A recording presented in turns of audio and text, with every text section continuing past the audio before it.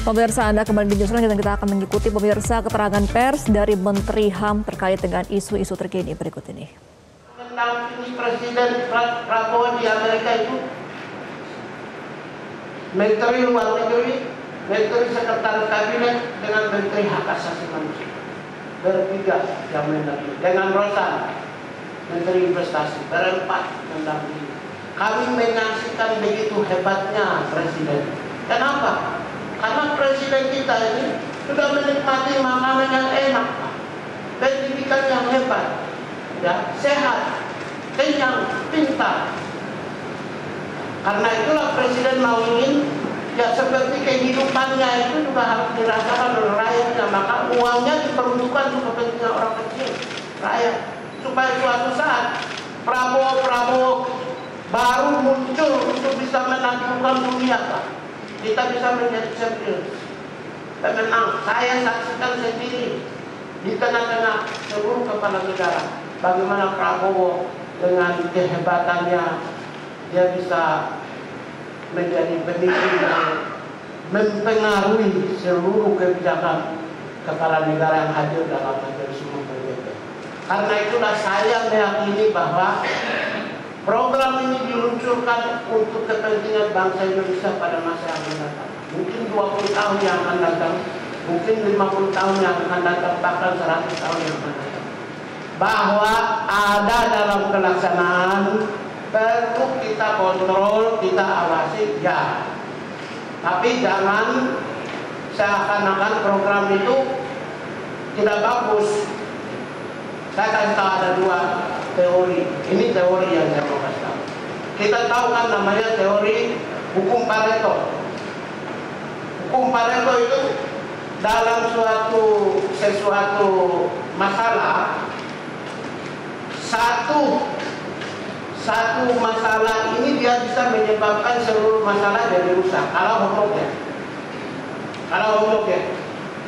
Jadi satu kesalahan dia bisa menyebabkan seluruh masalah dianggap bersalah kalau itu dalam keadaan homogen. Sekarang kita cek makan gizi gratis ini pelaksananya masing-masing berbeda-beda orang. Supplier makanan juga berbeda-beda. Ya, yang di Bogor saja masing-masing berbeda orang suppliernya. Kemudian yang produsen makanan juga berbeda-beda orang. Pengawasan juga berbeda-beda. Pengaturan higienis juga berbeda-beda orang. Sehingga kesimpulan hukum Pareto tidak masuk di sini. Karena itulah sebuah kasus yang terjadi di satu tempat tidak bisa mewakili seluruh kasus. Maka kita mengambil kesimpulan bahwa Presiden menyatakan deviasi adalah 0,001%. Karena itu apa yang terjadi tentu kita perbaiki. Mari kita perbaiki sama-sama. Tapi bahwa kasus-kasus yang terjadi tidak mewakili seluruh program yang berlangsung secara baik, yaitu 99,99% lebih yang berlangsung secara baik dan positif. Tapi bahwa kualitas kita sama-sama jaga, teman-teman media juga ikut menjaga, ikut mendorong agar supaya pelaksanaan ini berlangsung tetap harus jalan. Ini tidak ada terkait dengan politik, tidak boleh dipolitisasi. Ini untuk kepentingan rakyat. Kalau mau politisasi yang lain aja lah. Orang makan, orang pendidikan, orang kesehatan kok. Ini untuk kepentingan orang kecil. Saya kira itu beberapa hal yang saya sampaikan secara singkat saja bahwa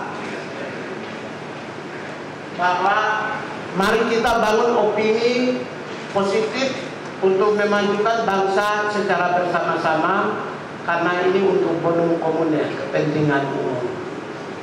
Ya, bonum komune untuk kepentingan bangsa Indonesia, kepentingan rakyat Indonesia.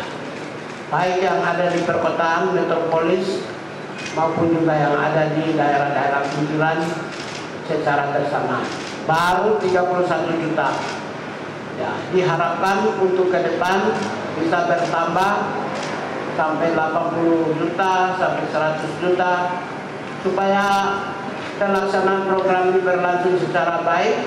Ya, kita memang harus sama-sama, termasuk Kementerian HAM juga akan setiap bahkan sebulan 2 bulan sekali akan ikut memantau, mendorong agar supaya pelaksanaan program ini berlangsung secara baik dan benar. Demikian, terima kasih. Wassalamualaikum warahmatullahi wabarakatuh. Dari Pak Dirjen ada? Oke Pak, itu yang sudah. Ya, silakan. Iya, pemirsa, yang Anda saksikan adalah keterangan pers dari Menteri Hak Asasi Manusia, yaitu Natalius Pigai, yang menanggapi terkait isu terkini, yaitu terkait dengan makan bergizi gratis atau MBG.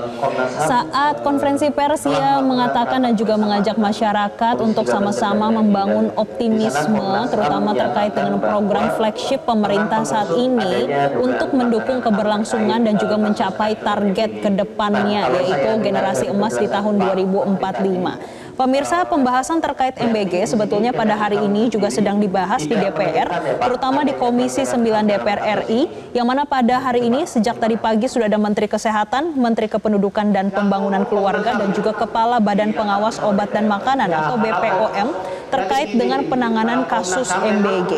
Hingga saat ini kami juga masih menunggu bagaimana jalannya terkait rapat yang berlangsung di Komisi 9 DPR RI dan juga sekaligus bagaimana konferensi pers terkait dengan Menteri HAM yang membahas terkait dengan program flagship pemerintah saat ini, yaitu makan bergizi gratis. Pengawasan pembangunan HAM yang dilakukan oleh pemerintah. Jelajahi cara baru mendapatkan informasi. Download Metro TV Extend sekarang.